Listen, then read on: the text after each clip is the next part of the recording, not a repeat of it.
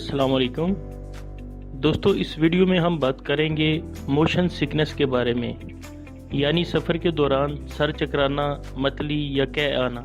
मुतअद्दिद अफराद को किसी गाड़ी, जहाज़ वगैरह में सफ़र या किसी झूले में बैठने से मतली या कै की शिकायत हो सकती है या सर चकरा सकता है। इसके अलावा समुद्री सफ़र के दौरान भी ऐसी ही अलामात पैदा हो सकती हैं जिसको सी सिकनेस कहते हैं। मोशन सिकनेस और सी सिकनेस एक ही बीमारी है। इसकी वजह क्या होती है?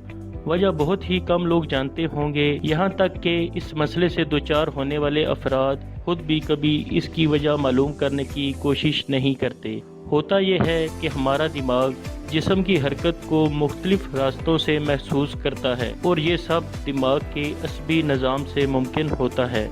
दिमाग हरकत को कान के अंदरूनी हिस्सा, आँखों, जिल्द के टिश्यूज़ वगैरह के ज़रिए समझता है।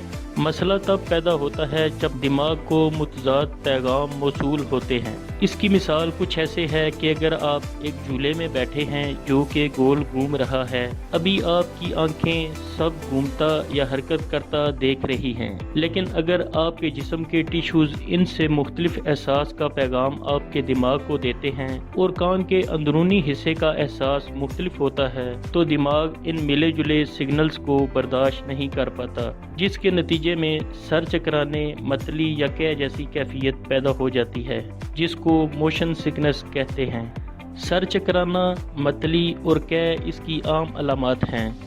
इनके अलावा पसीना आना, चेहरे पर पिलाहट, सांस लेने में मुश्किल और गनूदगी तारी होना जैसी अलामात भी ज़ाहिर हो सकती हैं। अच्छी बात यह है कि ज़्यादातर लोगों में ये मसला ज़्यादा संगीन नहीं होता। कुछ ऐसी तदाबीर हैं जिनको अपनाकर इस मसले से काफ़ी लोग निजात हासिल कर सकते हैं। गाड़ी में जब भी बैठें तो उस सिमत मुंह करके बैठें जिस सिमत में गाड़ी सफ़र कर रही है। इसके लिए फ्रंट सीट का इंतखाब सबसे बेहतर है। सफ़र करते वक्त उसी सिमत देखें जिस सिमत गाड़ी सफ़र कर रही है। इस तरह दिमाग को एक ही सिमत सफ़र करने का एहसास मिलेगा तो मसला पैदा नहीं होगा। अगर खिड़की से बाहर देखने में भी मसला पैदा हो रहा हो तो फिर आंखें बंद कर लें और सोने की कोशिश करें। कुछ देर की नींद से भी ये मसला हल हो सकता है।